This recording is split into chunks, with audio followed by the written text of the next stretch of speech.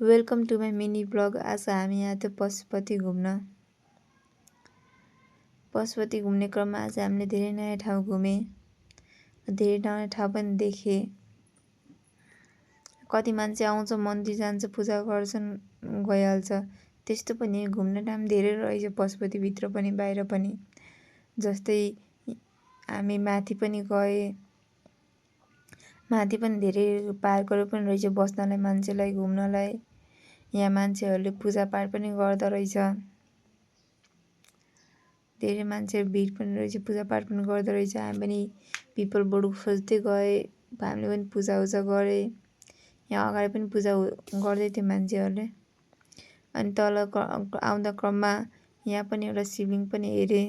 शिवलिङ्ग त धेरै रहेछ, तर यहाँ बेग्लै मान्यता रहेछ अरे। कामदेनु गाईले दुध दिएर त्यो गरेको त्यही शिवलिङ्ग रहेछ रे। अनि यहाँ पनि हामीले गए, ढोके, पूजा गरे।